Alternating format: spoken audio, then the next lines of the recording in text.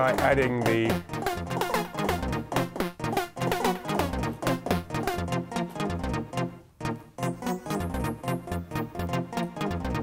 bit crusher and then the overdrive.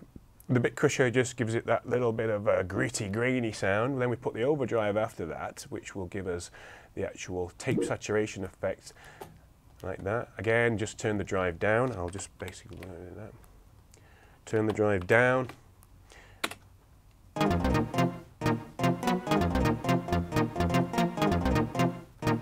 That's nice. And I think finally what we need at the end of this as well is an EQ, so we'll use the channel EQ. Now the beautiful thing about the channel EQ, as you probably are aware, if I zoom in there, we've got an analyzer which shows you the frequencies. You can see there's a lot of energy in the bottom end, which we could reduce that if we want. If we find that it's actually getting in the way of the track, we can bring that down a little bit later. I'll use the low shelf here at the bottom. You can hear that's just basically taking some of the low away, which could cause a problem in the track. It might not, but we'll leave that set like that.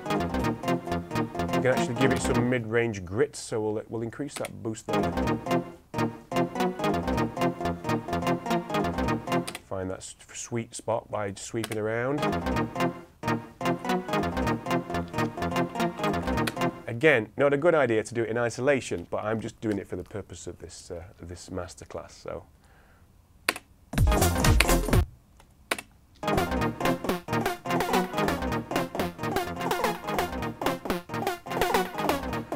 Don't like that reverb on there, let's take that off. Or less of it.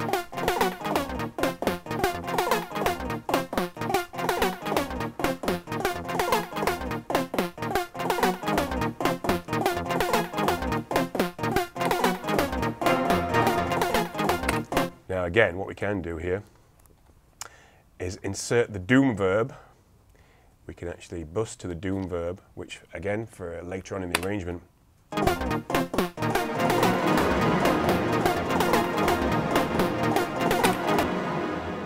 we go, we can have that kind of effect going in, but that's only for sort of special effect purposes.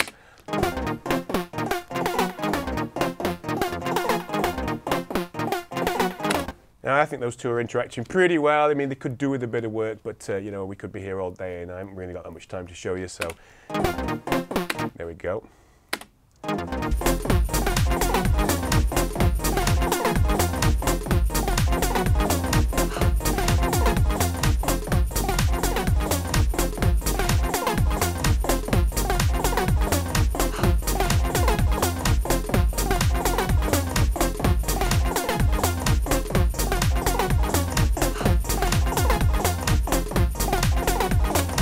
Go.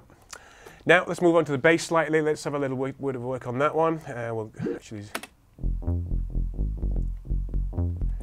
the ESP, very simple synthesizer. I'll quickly just go in there. What we're doing here is we're actually increasing or decreasing the amount of filter that is added to with the ADSR envelope. You can hear that actually just basically just gives it a bit of bite.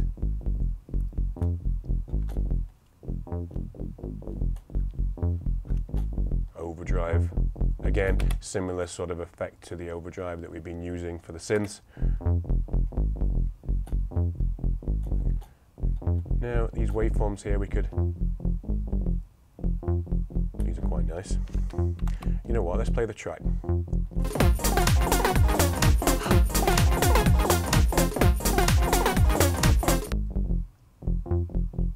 That's quite nice. Let's go ahead and actually put a bit of compression on there. Where are we? We are in Dynamics Compressor. Just add a little bit of a bite to the sound.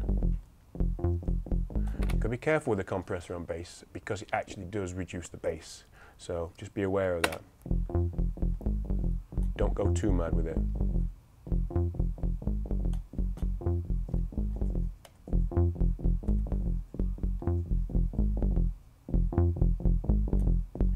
we just added a bit of attack to the bass.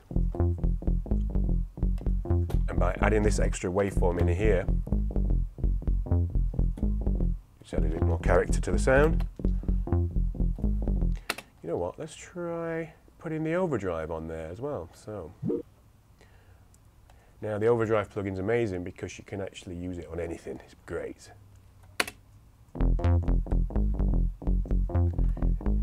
It's already got a pretty good amount of overdrive on there, so we don't really need that, to be honest.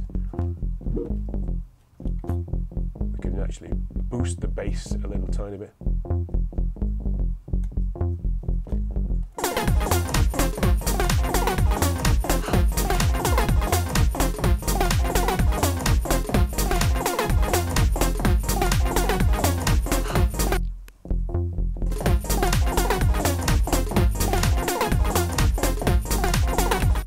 Pretty nice. I think that fits in well. Now what we can do here is we can actually sidechain that bass, because you'll hear, actually, if we just solo this and the kick drum,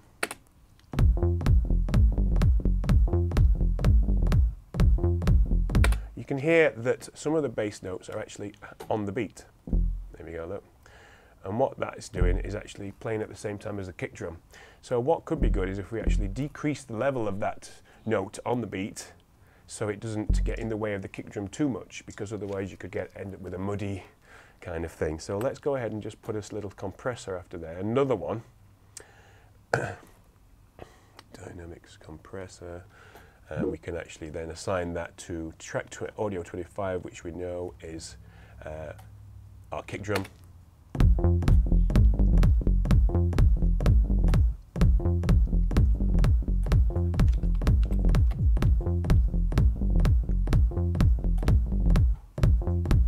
What we're doing there is every time the kick hits, it's actually lowering the level of the bass line, so it's not going to cause too much problems later on when it comes to mix.